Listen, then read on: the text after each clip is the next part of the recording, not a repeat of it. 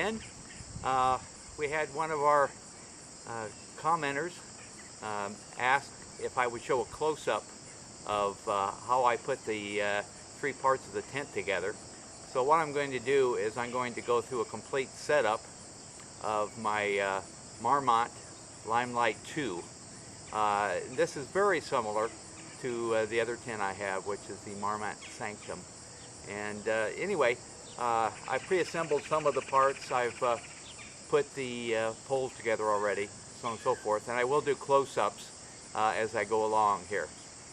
So the things you have to watch with the ground cloth, which I'm putting down first, or sometimes called the footprint, is this particular part right here. If you put it down this way, like this right here, then you're going to cover this snap part. So you always want to lay it down so this snap part is up.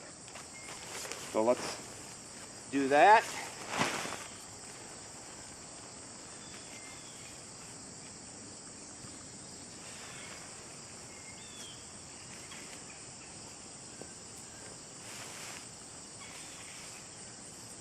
And what I normally do, particularly if it's windy, is I'll just put the stakes in each of the four corners of the footprint. But it's not really necessary if it isn't a windy condition. I'm putting the tent right on top here.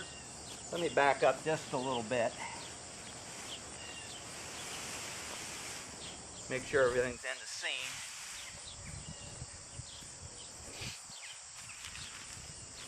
Anyway, all you have to do, again, is to make sure that this snap is up, and so on and so forth, and line up each one of these corners.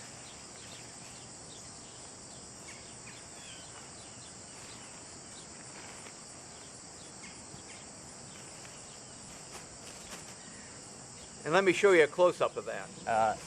Up, stretch them out, and what I'm going to do now is I'm going to put in stakes, at least temporarily, just to hold everything together. I have 4 stakes, one for each corner. By the way, I went out and bought the MSR groundhog stakes. I found that the stakes that come with the Limelight were just too flimsy, but if the ground was hard at all and you pounded on it, they bent. So had read some reviews on different stakes and decided on MSR groundhogs.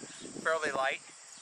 If I remember correctly, there was 8 for about $19, $20, something like that from Amazon. I have a little hammer here. I'm not going to drive it in all the way, just part way. Just enough to hold it. This has 3 different grommet holes here. So it takes a little doing with a groundhog stake, but just push that through there. This one's no problem because it's just a loop. So just going to pound those in. By the way, I really like this hammer. Very lightweight, gets the job done, and then it's got these holes in the handle so you can pull them out. Doesn't have any kind of a label on it. I know it costs about $4, something like that.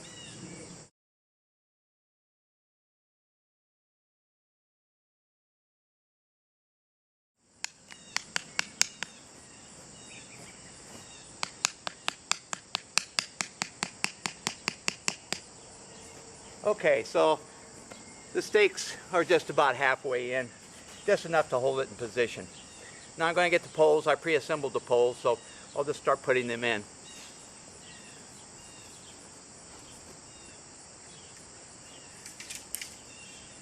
I like the X design of these poles. Makes it for, since they're already attached to each other, you don't have to worry about going over and under and so on and so forth. I'm going to start putting them in the holes.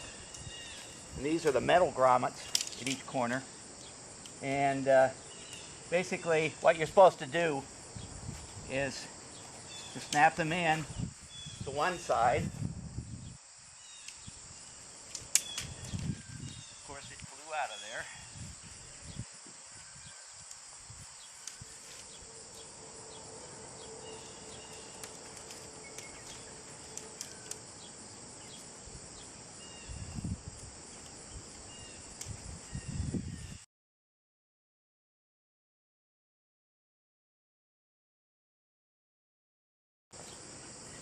I'm going to do a little close-up here, show you exactly how the poles go into those two metal grommets. See,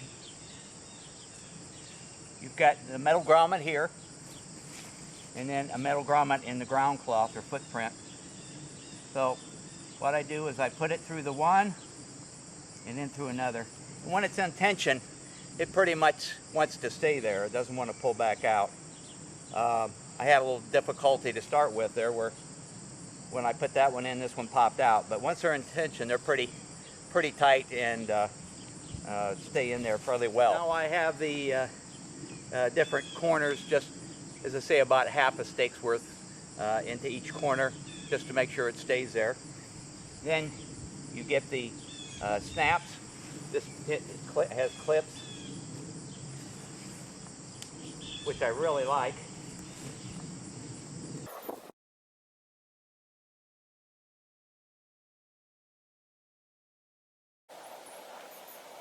This is the brow pole. It's just a two-piece pole. Put it in the little receiver here. And you bend it across the top, not underneath, but over the top of the other ones. And you have another little pocket over here. Once the pole's in the pockets, and you just snap it in.